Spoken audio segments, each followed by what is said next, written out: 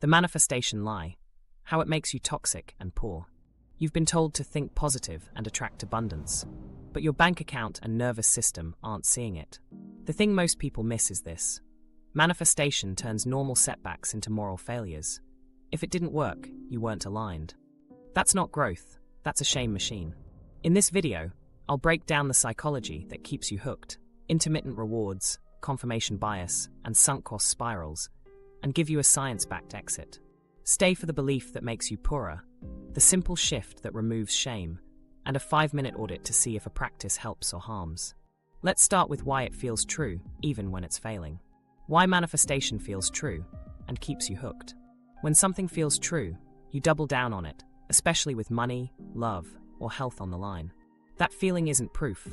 It's your brain chasing certainty, because certainty calms anxiety. If you're hungry for control, any system that promises it gets a head start. Here's the thing most people miss. Variable rewards are addictive. In behavioral psychology, intermittent reinforcement, wins that show up unpredictably, creates the stickiest habits. Think slot machines. In the 195s, B.F., Skinner's work on reinforcement schedules showed that unpredictable payoffs keep behavior going longer than consistent ones. Manifestation culture runs on that schedule. Weeks of nothing, then one lucky break. Your brain tags the ritual as the cause because the win followed it, not because it caused it. Layer on social proof and survivorship bias. Your feed is saturated with "it worked for me" reels from the few who hit a good outcome, not the many who quietly disappeared. That filtered sample creates a false base rate. It looks common, so your brain assumes it's causal. Then attribution bias steps in. When something good happens, you credit the vision board. When nothing happens, you blame your vibration.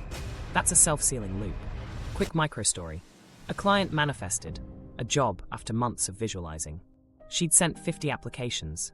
Number 51 finally landed. She credited the ritual, not the resume tweaks, networking, and the fact hiring cycles open that week.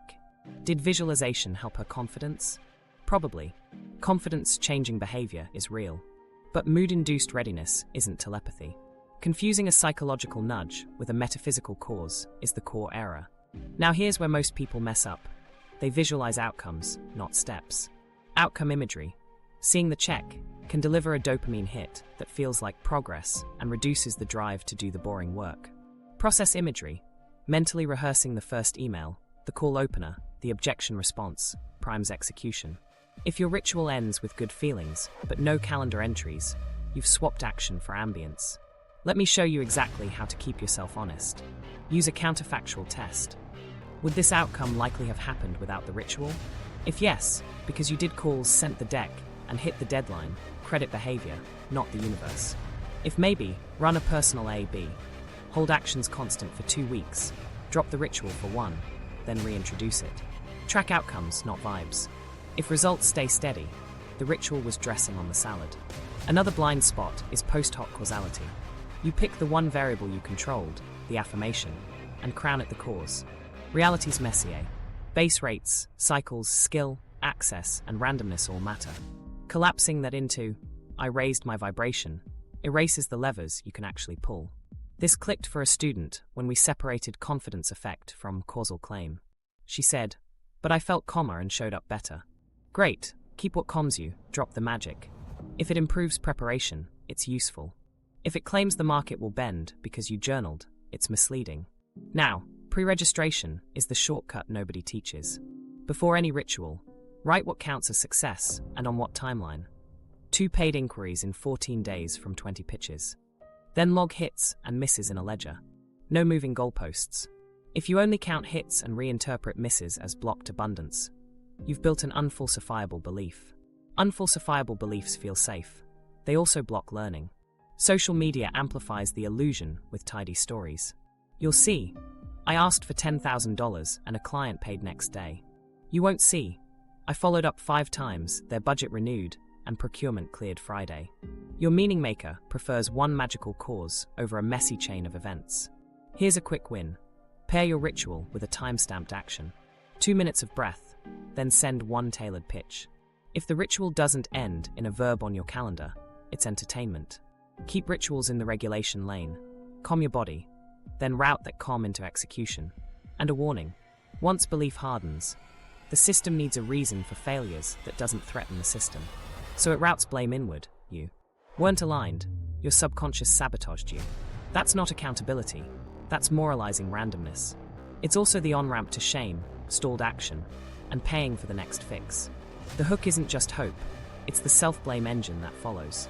That's where we're headed next. The self-blame engine.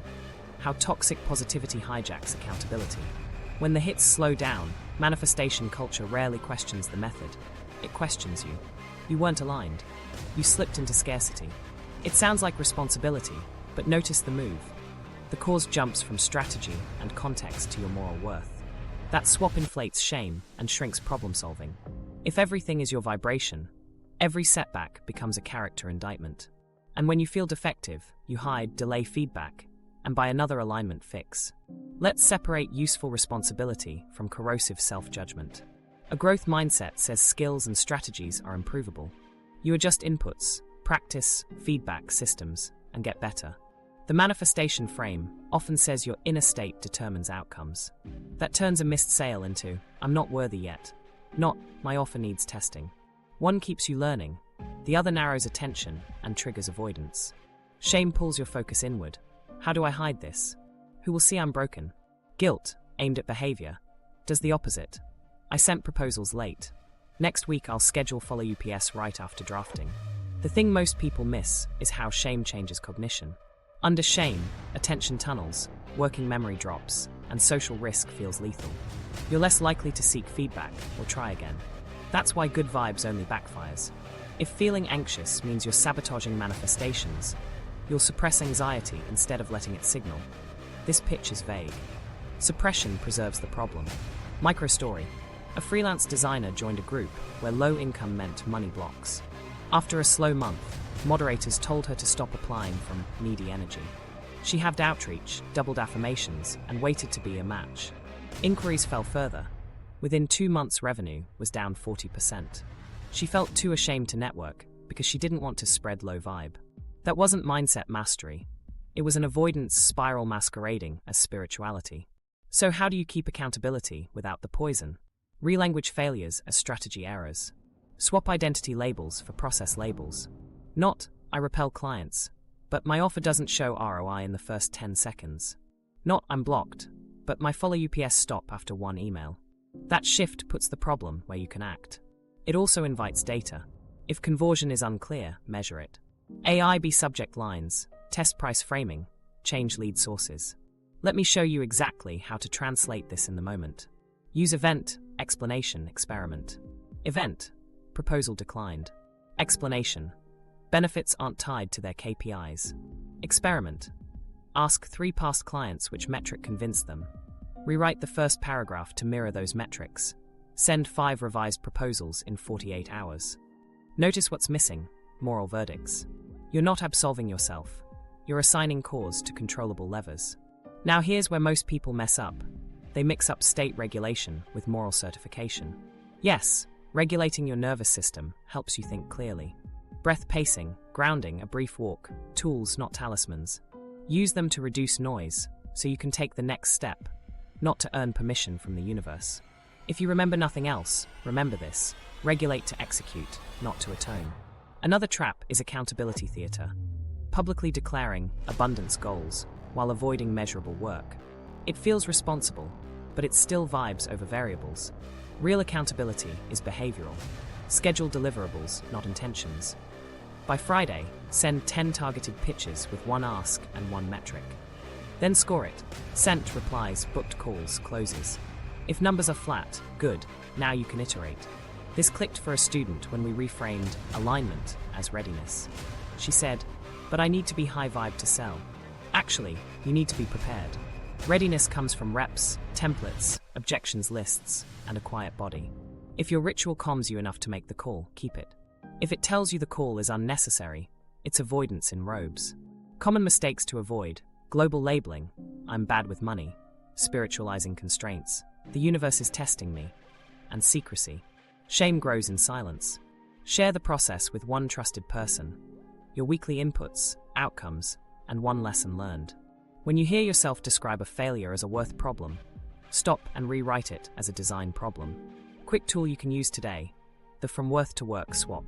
Write the self-blame thought. Under it, rewrite the same sentence as a process issue and the smallest next action. I failed because I'm not aligned becomes, my outreach list is generic, spend 15 minutes. Finding 5 companies with live budgets and name their current campaigns. That's a move you can make this hour. The reason this works is simple. Shame paralyzes, specificity mobilizes. When you target behavior, you create learnable loops. When you target worth, you create spirals. Build a few loops and your confidence comes from evidence, not affirmation. And once the shame engine sputters, you'll notice something else. Your brain starts hunting for proof to reassure the belief. That's confirmation bias, and it launders coincidence into certainty. Confirmation bias: how the brain launders coincidence into proof. Once the shame engine is running, your brain needs evidence to keep the story intact. Enter confirmation bias: the tendency to notice, remember, and explain events in ways that confirm what you already believe while discounting what doesn't. If you're convinced your ritual works, you'll start scanning for hits, smoothing over misses, and shaping every outcome into validation. That's not you being irrational. That's a default brain shortcut, trying to lower uncertainty. Here's the thing most people miss. Bias doesn't show up in one place. It shows up in 3. First is selection bias, which filters what you notice. You'll screenshot the day a client pays right after your new moon ritual and scroll past the 2 quiet weeks where nothing happened. Second is attribution bias, which assigns causes. When you get a win, the ritual gets credit. When you get a loss, timing or blocked abundance gets the blame. Third is exposure bias, meaning your feeds show what performs. Testimonials spread. No change, posts don't. You end up sampling a highlight reel and calling it reality. Let me show you exactly how to puncture that loop with a hit, Miss Ledger. Before any ritual, pre-register a concrete prediction and a timeline. If I do X, I'll see Y by day 7. Then log both hits and misses every day. No metaphors. Did Y happen, yes or no? This simple fence stops goalposts from moving after the fact. If you define proof only after peeking at results, your belief will morph to fit whatever occurred. Pre-registration forces you to commit to criteria while your optimism is high and your excuses are asleep. Now here's where most people mess up. They narrate misses as secret wins. The client ghosted because the universe is protecting me. Maybe. Or maybe the proposal didn't match budget timing. If every path leads to validation, your belief is unfalsifiable. Unfalsifiable beliefs feel safe because they never lose. They also never teach. A belief that can't be wrong can't make you better. Run a micro-experiment to feel how seductive patterning is. Flip a coin 20 times, silently asking for heads. Notice the jolt on streaks. 3 heads in a row feels like flow, even though the odds say streaks are ordinary. That tingle is your pattern detector doing overtime. It's great for finding ripe fruit in a forest. It's terrible for assigning cosmic meaning to randomness. Next tool, base rates. Your brain loves stories where you're the exception, but typical frequencies are a reality check. If cold outreach reply rates in your niche are 2% to 5%, then 1 reply from 30 messages isn't stingy energy. It's the base rate. Use the base rate to set expectations, then improve volume and quality to beat it. Pair base rates with counterexamples. Actively collect 2 types of stories: people who succeeded without your ritual and people who practiced it without success.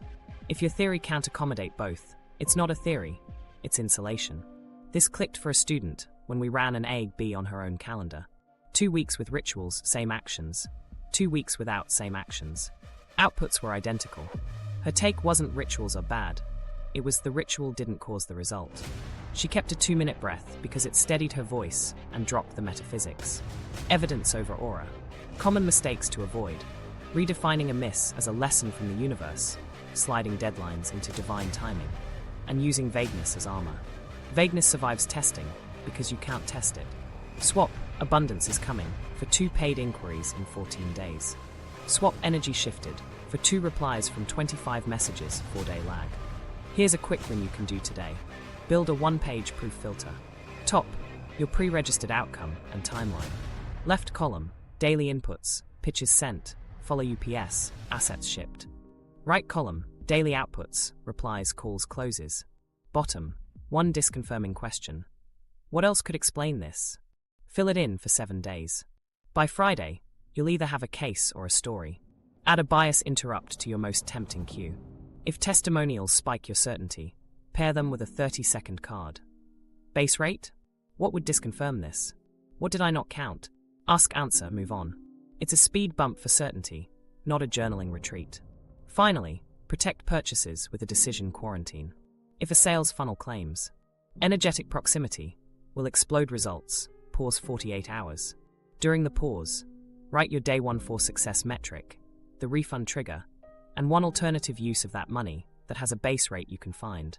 If the offer still beats the alternative on paper, proceed. If not, you just paid yourself to wait. If you remember nothing else, remember this. Make your beliefs earn their keep. Ledgers, pre-registration, base rates, and counterexamples aren't anti-hope. They're pro-truth. The moment your proof can be wrong, your learning starts. Money trap 1. Sunk cost spirituality and escalating commitments. Once confirmation bias has you counting only hits, the money trap snaps shut. The more you invest, time, cash, public identity, the harder it is to question the method. That's the sunk cost effect. After you've paid, quitting feels like wasting, so you escalate. You don't rethink, you upgrade. The $39 workshop becomes a $997 program, then a $5,000 mastermind promising proximity and nervous system expansion. If results lag, you're told you're close, integrating, or not stabilized yet. Translation, pay again. Here's the thing most people miss. Purchases don't just buy products, they buy identity. When you tell friends you're all in and post retreat photos and bracelet stacks, you're no longer a casual customer, you're a believer. Identity resists updating because updates cost status. Public commitments make it painful to pivot, so you look for reasons to continue. I just need the next level. This is my upper limit problem. Those phrases protect the investment, not the outcome. Let me show you exactly how escalation plays out. You start with a low-ticket course and feel a lift. Hope, community, a plan. Results are fuzzy, so you sign the bigger program for deeper embodiment.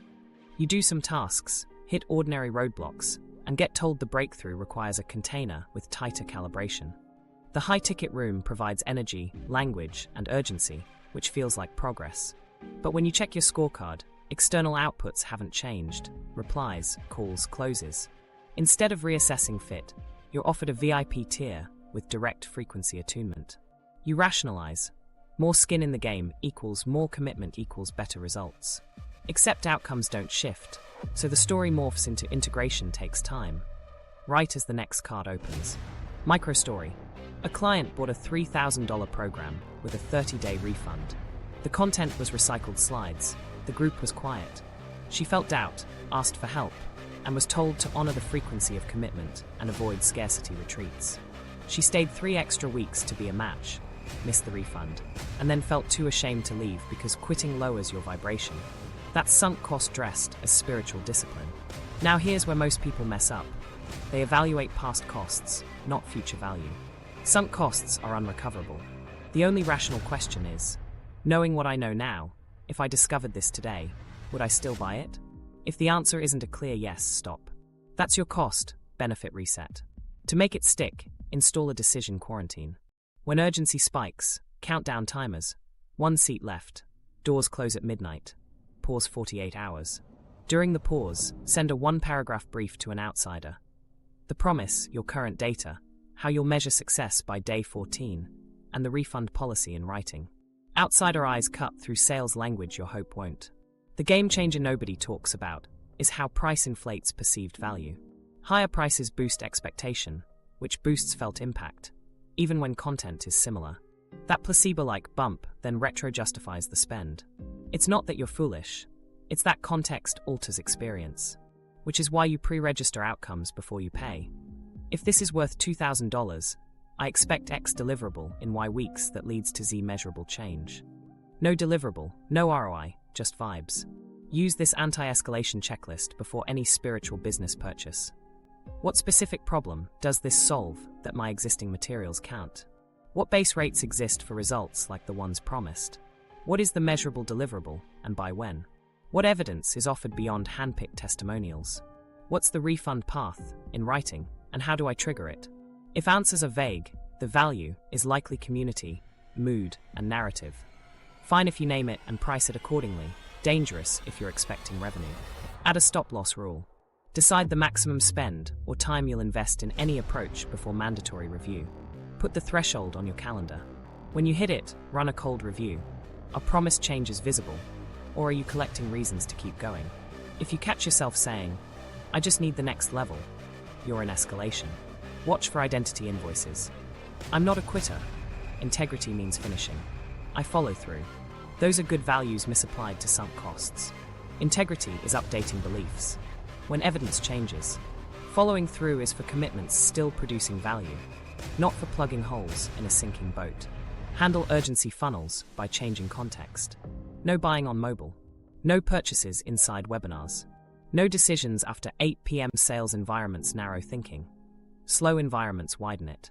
Create a sales spells, email filter, so timers and bonuses land in a folder you review weekly with your decision rules visible. Finally, remember, even free rituals have costs, time, attention, and the opportunity cost of not doing what works. You don't escape the money trap by avoiding credit cards.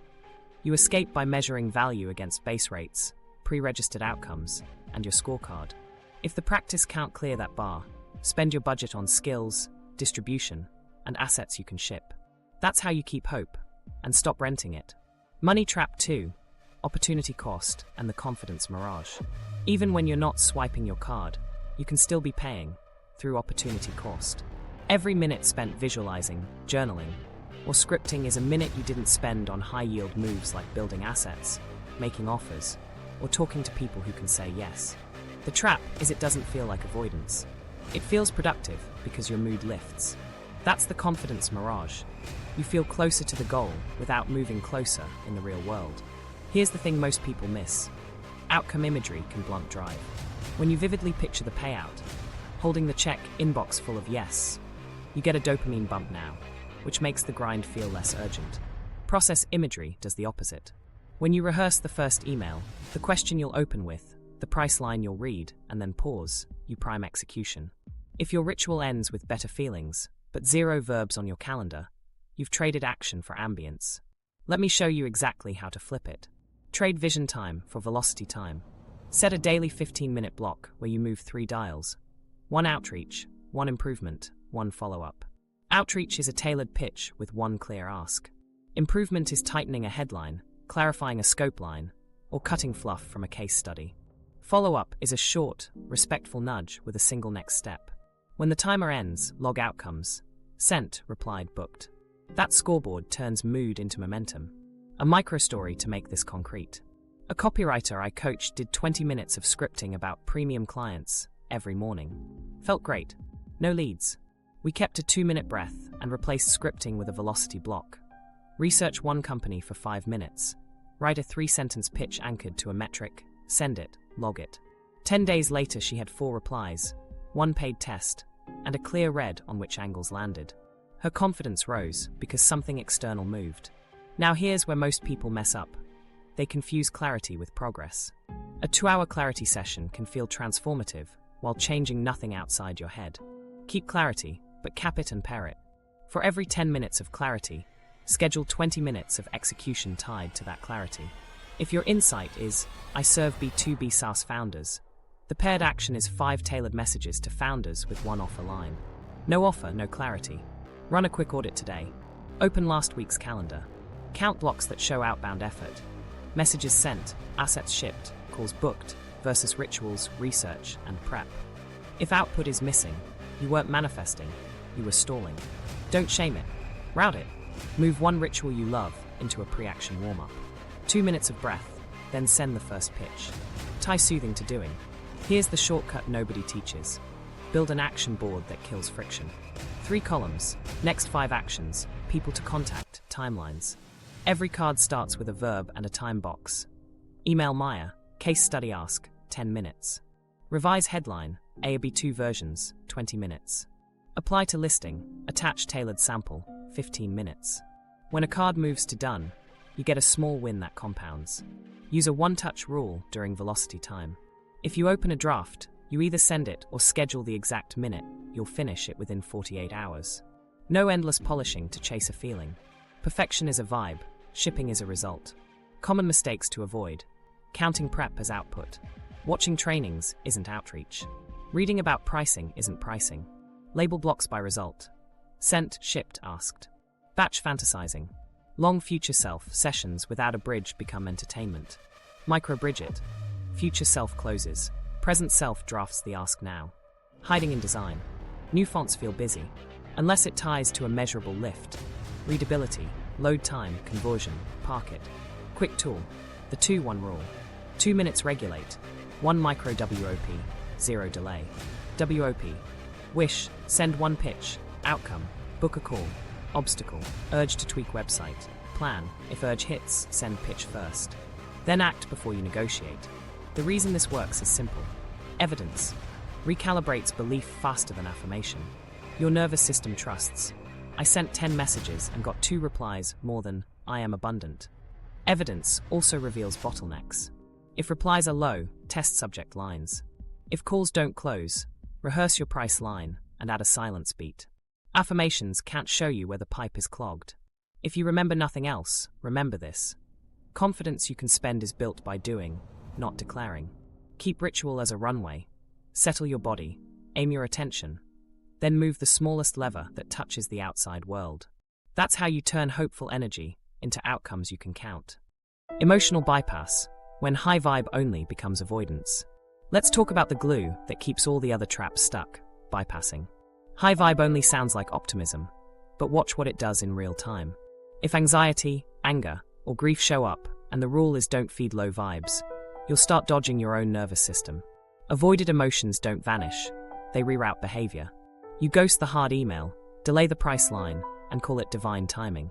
That's not alignment. That's avoidance with glitter. Here's the thing most people miss. Emotions are information, not morality. Anxiety flags uncertainty or risk you haven't planned for. Anger points to a boundary you need to set. Sadness marks a loss that needs adjustment. When you suppress these signals to stay positive, you lose your dashboard. Then you steer blind and call the skid a sign. Why this matters for performance? When you fear negative states, your body treats them like threats. You get fight, flight, freeze, or fawn. Fight looks like arguing with feedback. Flight is procrastination. Freeze is doom scrolling and calling it research. Fawn is over-delivering for free to avoid conflict. If you've ever said, "I'll send the pitch when I feel more aligned," that's often freeze or flight dressed as spirituality. Regulation helps, if it serves action, not avoidance. So how do you use feelings without getting hijacked by them? Reframe them as data and add a 2-minute check-in. 3 buckets: body, trigger, urge. Body, name sensations, tight chest, hot cheeks, clenched jaw, fluttery stomach. Trigger, what happened right before the spike? Price objection, late invoice, rejection email. Urge, what you want to do, hide, explain, fix, attack, please. Labeling each bucket gives you handles. The intensity drops when the nebulous becomes specific. Let me show you exactly how to use it in a money moment. You open a message. We're going with someone else. Body, stomach drop, shoulder tension. Trigger, rejection. Urge, close the laptop.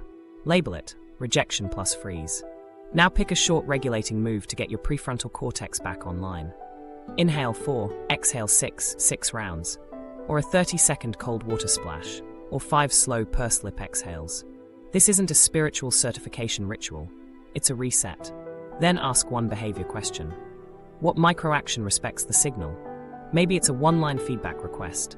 Maybe it's logging the no and moving 1 card on your action board. Regulate to execute. Microstory. A consultant policed her mood like a hall monitor. If she felt scarcity, she paused outreach to not transmit lack. Leads dried up. We kept a 2-minute breath and added the 3 buckets before her velocity block. One day she labeled anger, scope creep, urge to fawn. Instead of adding work for free, she sent a neutral boundary email with a paid add-on. The client accepted a smaller scope at the current rate. Revenue held, stress dropped. No vibes required, just information used well. Common mistakes to avoid. Treating regulation as a delete key, forcing gratitude to smother fear, and bypassing with productivity. Yes, grinding can be bypassed too. If you stack easy tasks to avoid one hard conversation, you've swapped one anesthetic for another. The checkpoint is purpose. Does this action move an actual dial, or does it keep me away from discomfort? Run a daily 2x2. 2 minutes to label. Top emotion, trigger, urge. 2 minutes to act. One concrete step aligned with your goal that addresses the signal.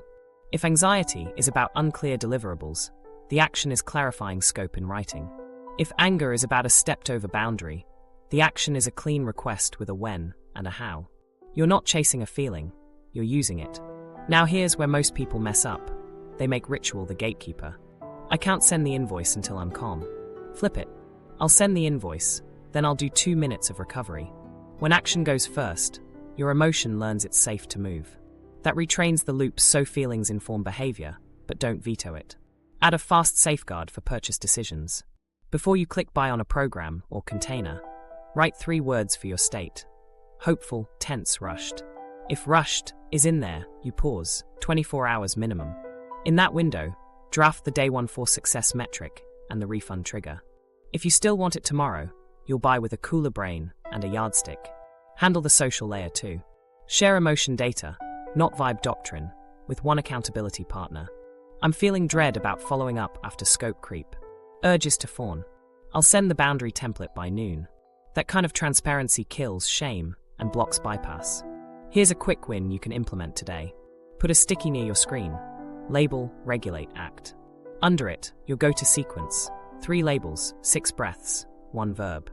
If you catch yourself adding rituals to avoid the verb, cap regulation at 2 minutes and move 1 card on your action. Bored. Feelings stay in the loop, not in the driver's seat. If you remember nothing else, remember this. Emotions are signals, suppression is static.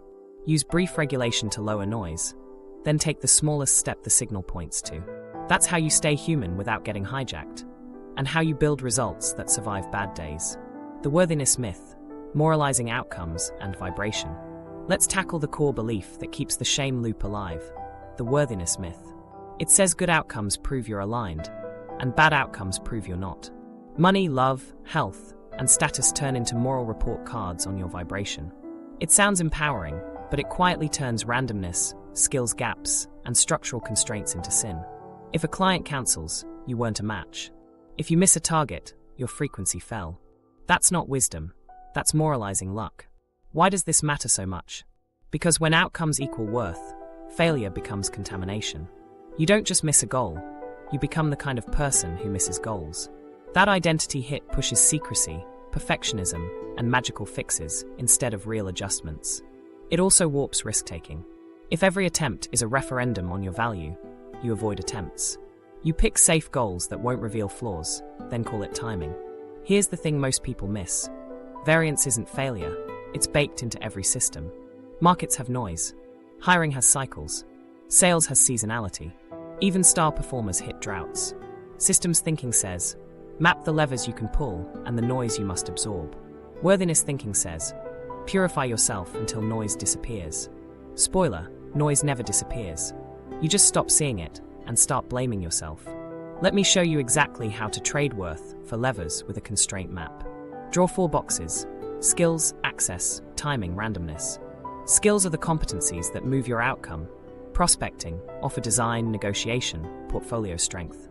Access is who you can reach: decision makers, communities, distribution channels. Timing is cycles, budget seasons, hiring windows, product sprints. Randomness is the uncontrollables: client churn, algorithm shifts, illness. Fill each box for your current goal. Suddenly, outcomes look like system outputs, not verdicts on your soul. Now add a control circle. 2 circles on a page. Inner, controllable levers today. Send 5 targeted pitches, refine a case study headline, ask for 1 referral, publish a 1-page portfolio update.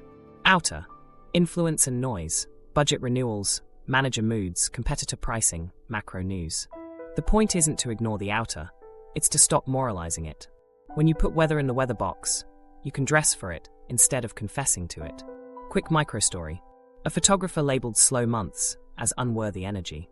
She priced low to not repel abundance, kept her pitch vague to stay open, and took any gig to show faith. We built a constraint map. Skills gap, weak industry-specific pitches. Access gap, talking to generalists, not art directors. Timing gap, outreach outside campaign planning windows. Randomness, 2 mergers froze budgets. The fix was concrete: a tighter niche deck, a list of 30 art directors, and a calendar anchored to buying cycles. 3 months later, bookings stabilized. Her worth didn't change. Her levers did. Now here's where most people mess up. They turn constraints into identity. I'm bad at sales becomes, I avoid all sales. That freezes growth. Swap to, I'm under-practiced at discovery calls. Book 3 low-stakes reps. Identity shuts doors, constraints open plans. Another mistake is confusing acceptance with passivity. Acceptance means you stop burning energy on weather control and spend it on levers. It's not surrender, it's allocation. Use a 60-second control circle before any big decision. Inner, 3 behaviors you'll do today. Outer, 3 uncertainties you'll absorb. Then write 1 policy that protects you from variance. A runway target, a stop-loss rule, a minimum outreach habit. Policies keep identity out when the dice roll cold. Let me give you a fast diagnostic to catch moralizing in your language. Listen for purity tests. I don't want to chase. I only sign when it's effortless. If it's aligned, it won't need follow-up. Swap them for system tests. Is the offer clear in 10 seconds? Does the price anchor land? Did I follow up 3 times with a new angle each? Effort isn't proof of misalignment. Random ease isn't proof of destiny. A quick win you can run today. Rewrite 1 worth sentence into a lever sentence plus a time-boxed action. I'm not a match for premium clients becomes, my case studies don't quantify ROI. Add 2 metric lines by 2 p.m. The universe is testing me becomes budget cycle closed. Warm 5 leads for Q2 renewals by Friday. That's how you turn shame into steering. If you remember nothing else, remember this. Outcomes are feedback from systems in context, not verdicts on your value. When you stop moralizing variance, you start iterating. Put your worth back on the shelf, pick up your levers, and the work gets lighter, because it's finally in your hands. The evidence-based alternative, agency without magic. You need hope that doesn't crack under reality. So let's swap metaphysics for methods that actually move behavior. Mental contrasting, if-then plans, and process goals. Together, they keep your optimism while baking in friction, timing, and the fact that brains love shortcuts and excuses. No incense required. Start with mental contrasting, also known as WOP. Wish, outcome, obstacle, plan. The power move here is naming the obstacle before it shows up, so you don't fold when it does. Briefly, pick 1 near-term, concrete aim. Then define why it matters in practical terms. Next, name the inner roadblock you'll most likely hit. Finally, write a specific if-then that routes around it without drama. Let me walk you through a money example. Wish. Book 2 paid discovery calls in 7 days. Outcome. Validate my offer, get 2 recordings of objections, and create 2 proposals. Obstacle. I avoid sending pitches because silence stings and I tinker with my site instead. Plan. If I feel the urge to tweak the site, then I'll open my tracker and send 1 3-sentence pitch before any edits. That's it. You just moved from vibe higher to do this when that happens. Now tie WOP to implementation intentions. Simple if-then plans that link a real cue to a micro-action. They work because they front-load decisions. You don't negotiate with yourself at 2:30 p.m., the plan fires. Use time, place, and preceding behavior as triggers. After coffee at 9:10, send the first pitch. At 1 o'clock, tighten 1 case study headline. At 4:30, send 1 follow-up. Tiny, boring, repeatable. Anchor all this with process goals instead of outcome fantasies. An outcome goal says, land 1 client by Friday. Directional, but outside your control. A process goal says, send 25 targeted messages by Friday with 1 specific ask. You control that. Funny thing, consistent process tends to pull outcomes up behind it. And when results lag, process shows you where to tweak. Here's how to build your daily engine in under 5 minutes. Minute 1. Regulate, 6 rounds, 4 in, 6 out. Minute 2. WOP. Write 1 wish, outcome, obstacle, plan on a sticky. Minute 3. Load if-then cues into your calendar. 9:10 send pitch. 1 o'clock refine headline, for 30 follow-up. Minutes 4 and 5. Execute the first send and log it on your scorecard. Done. You started the day with a win you can count. Let's put it into a live sales moment. Your wish is close $1,500 project this month. Outcome. Rent cushion and funds for a portfolio upgrade. Obstacle. I ramble and then discount when asked for price. Plan. If I'm asked for price, then I'll read the anchor. This scope is $1,500. If that fits, I'll send a simple agreement today and stop talking for 6 seconds. Add a 60-second rehearsal block at 11:30 a.m. daily. You just train the exact spot you usually slip. Now here's where most people mess up. They skip obstacles to stay positive, and they write fuzzy plans. If I feel scared, I'll be brave is not a behavior. Make the if-then visible and observable. If I stall, I'll stand up, read the price line once and pause. You'll know if you did it. Layer in 2 guardrails so your brain stays honest. First, pre-register success criteria for each mini-sprint. By day 7, I've sent 25 messages and booked 2 calls. If not, I'll test a shorter CTA next week. Second, keep a micro scorecard with 3 lines. Inputs, pitches sent, follow UPS, assets shipped. Outputs, replies, calls, closes. Learning, what changed, what to try. 1 page. Every Friday. Share it with one human who won't indulge magical thinking. Use base rates to tune expectations and pace. If your niche sees 2% to 5% cold reply rates, plan volume accordingly. That's not limiting belief, it's planning math. When you beat the base rate, you'll know it's because your messaging or targeting improved, not because Mercury behaved. Pair WOP with environment design. Preload a pitch template, a price line, and a follow-up script so your if-thens don't stall on blank pages. Pin your action board beside your screen. Make the helpful path easy, the vibe trap slow. During your 15-minute velocity block, use a one-touch rule. If you open it, you send it or schedule the exact finish time. Let me give you a 48-hour mini sprint to feel traction. Day 1 morning. Write a WOP for 5 pitches by Friday. Noon. Send 2 tailored messages using a template with 1 metric and 1 ask. Afternoon. Rehearse your price line twice and send 1 follow-up. Day 2 morning. Send 2 more pitches. Afternoon. 1 follow-up and a 2-line learning note. By the end, you'll have inputs, initial outputs, and a lever to test next week. That beats 5 hours of alignment. Common mistakes to avoid. Stacking 10 if-thens you won't do. Treating plans as rituals that earn outcomes, and quitting after a quiet day. Plans are steering wheels, not purity tests. Quiet days happen. You adjust the angle and keep driving. If you remember nothing else, remember this. Hope is the fuel, WOP is the map. If-then plans are the turn signals, and process goals are the miles you actually drove. Use them together, and you get movement that survives bad days and loud testimonials alike. Anti-bias routines. Make your brain Protruth. You've got WOP, if-then plans, and process goals. Now you need guardrails so your brain stops drifting back to comforting stories. These are Protruth habits. They don't kill hope, they keep hope honest so you actually learn. Start with a premortem. Imagine it's 3 weeks from now and your plan flopped. Ask, what most likely went wrong? Write the top 3 failure modes and 1 pre-solution each.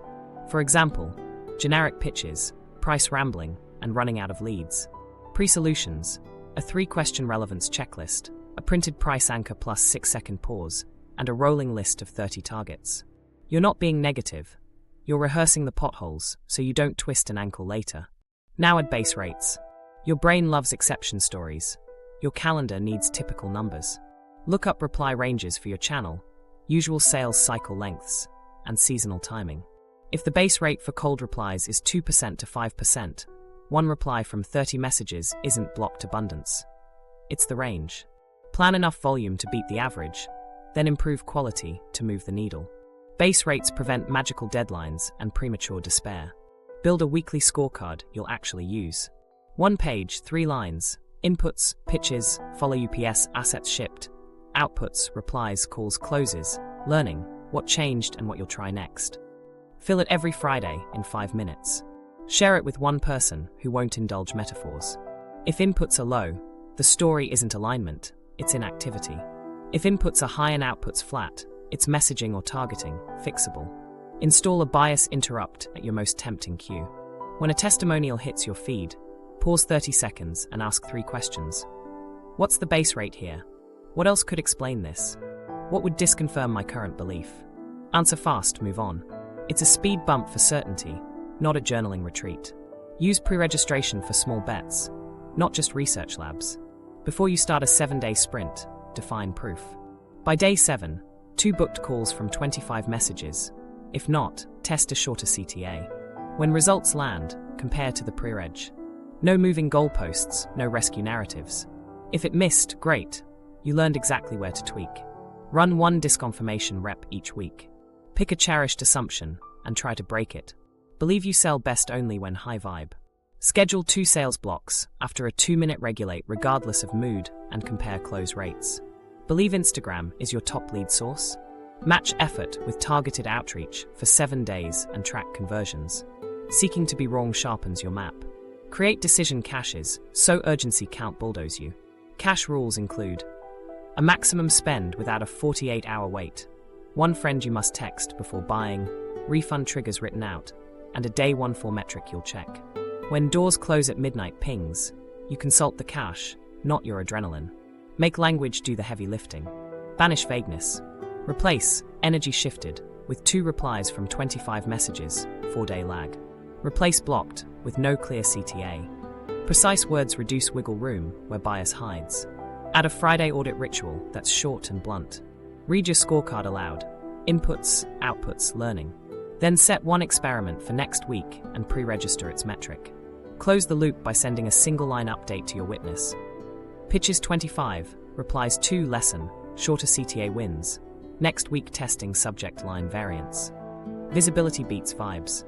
Design one Protruth, environment cue. Above your screen, post a cockpit. Top left the action board. Top right the weekly scorecard. Bottom left a current WOP. Bottom right your decision cache rules. If your eyes meet verbs and numbers instead of prophecies, your actions follow. Expect 2 common mistakes. First, turning the scorecard into a shame ledger. It's a steering wheel, not a confession booth. Second, metric bloat. Track what changes behavior, ignore the rest. If a number doesn't trigger a decision, it doesn't belong. Here's a 7-day Protruth sprint.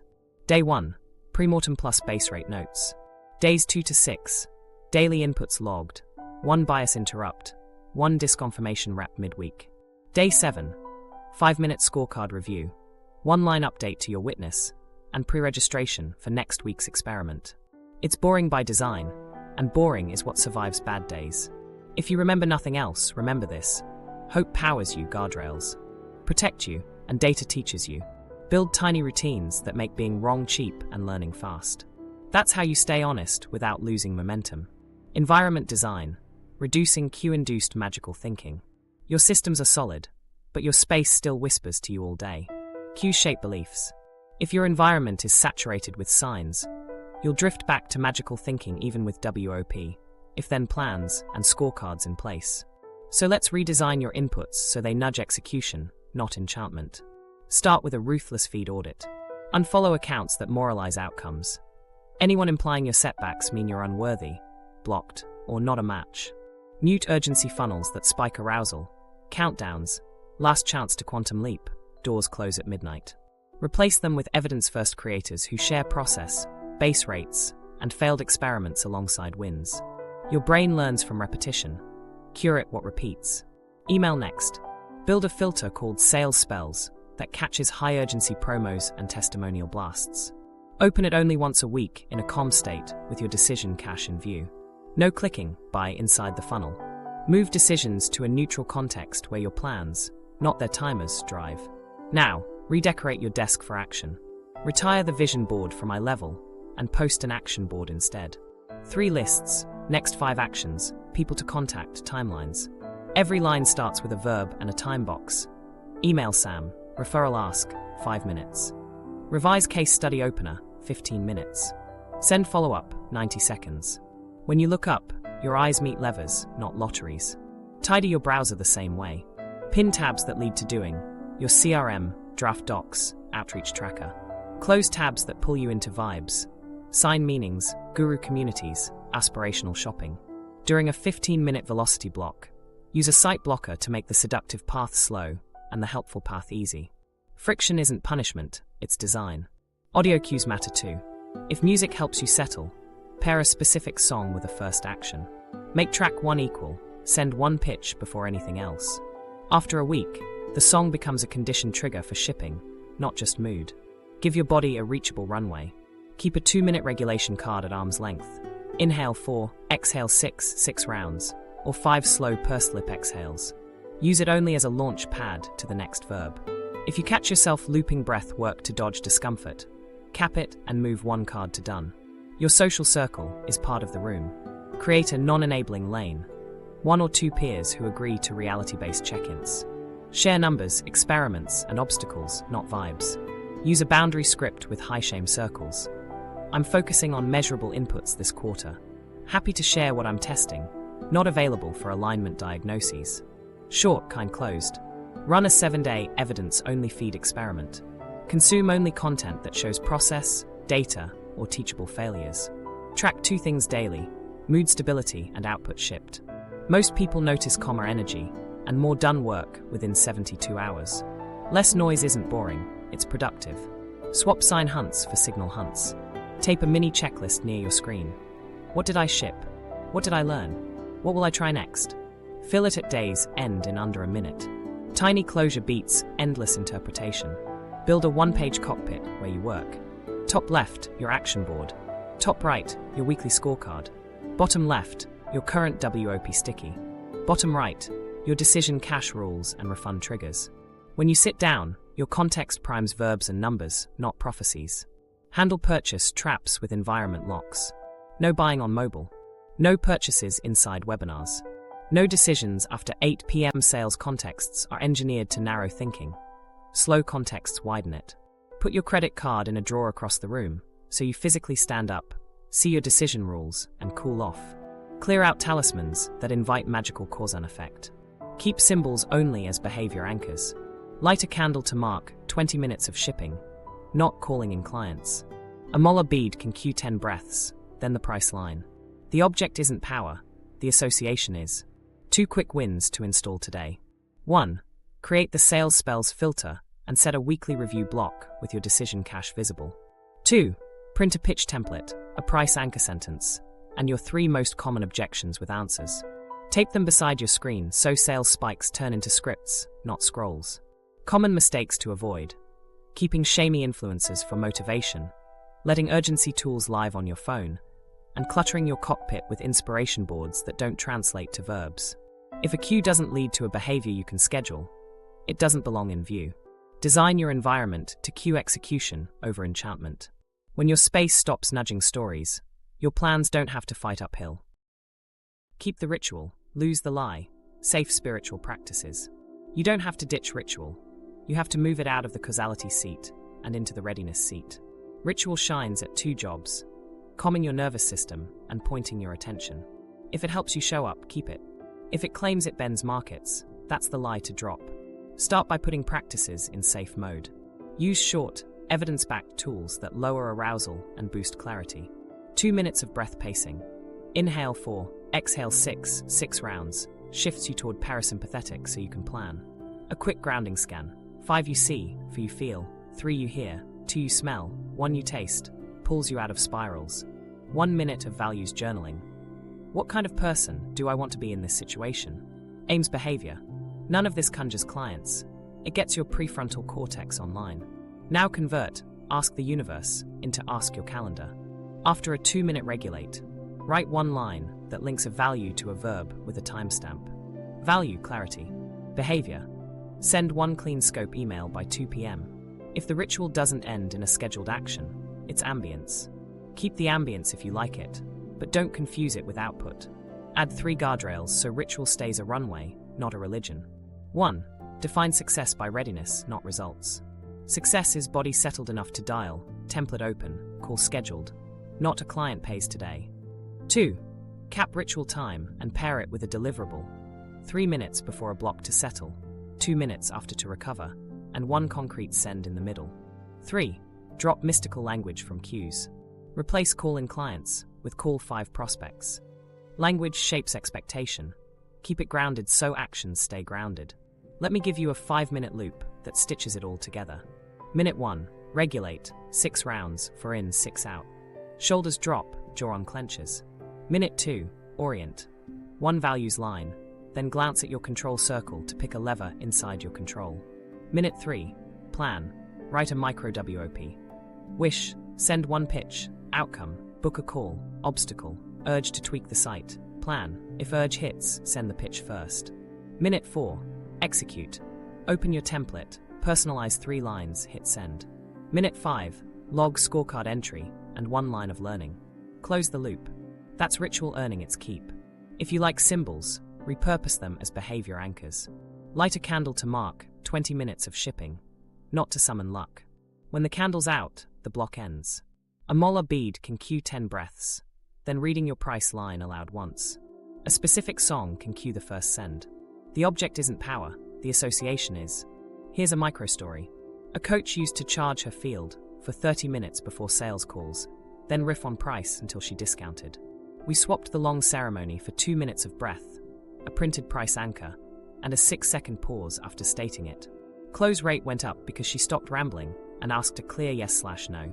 Ritual stayed, causality claims left. Preparation, not purity, did the work.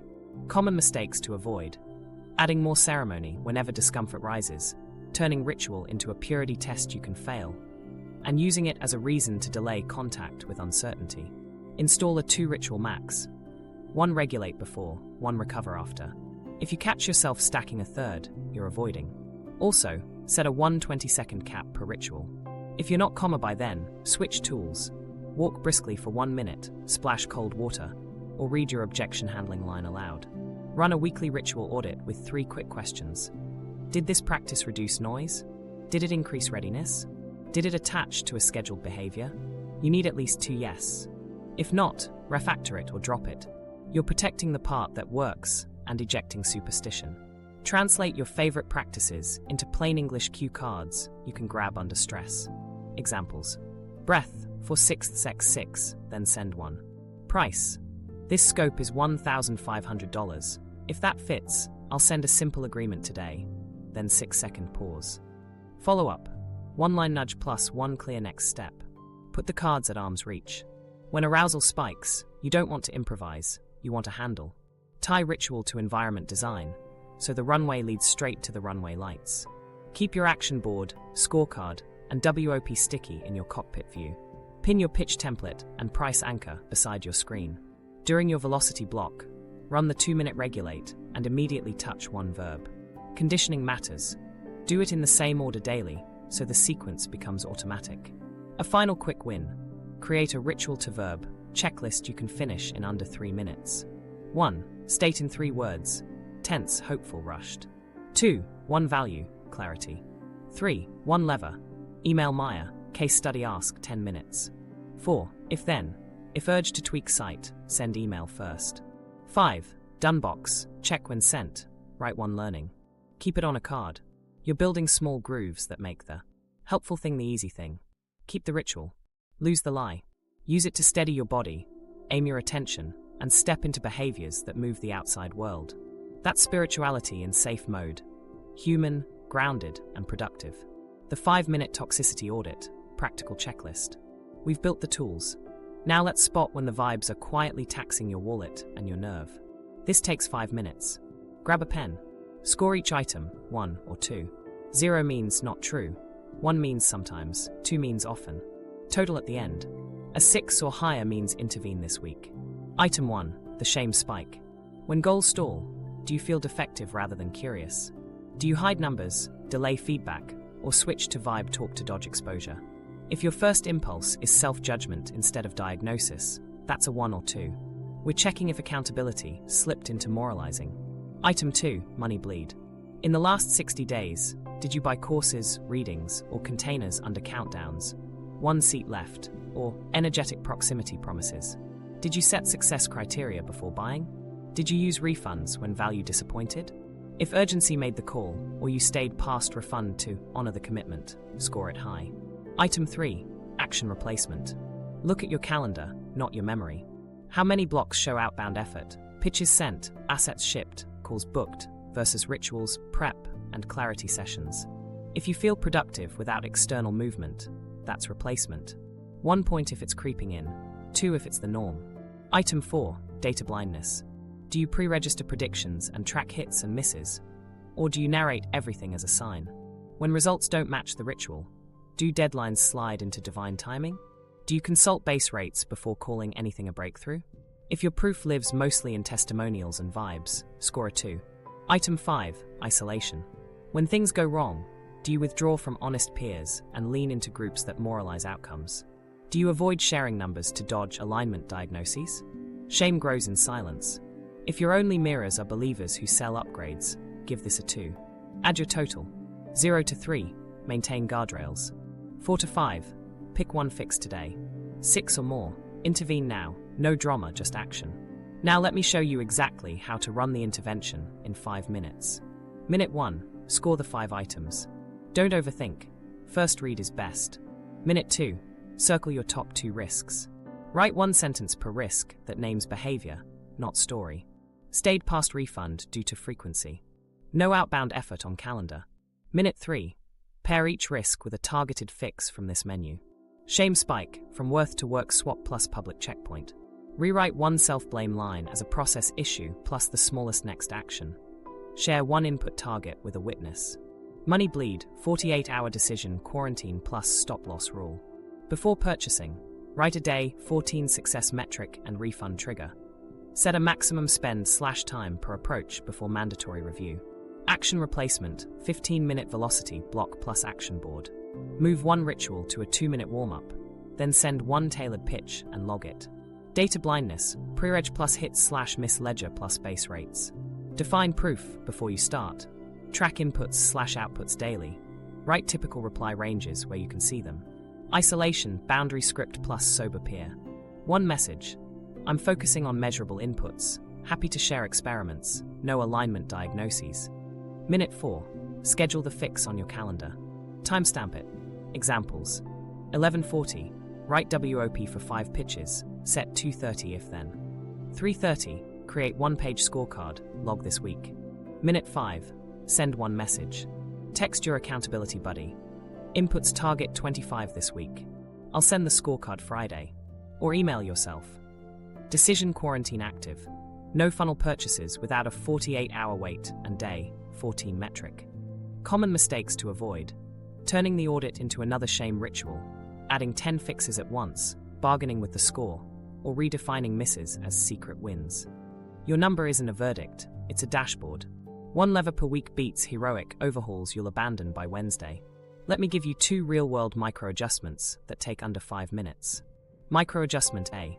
Install the sales spells filter now, then add a weekly 15-minute review block labeled slow decisions only.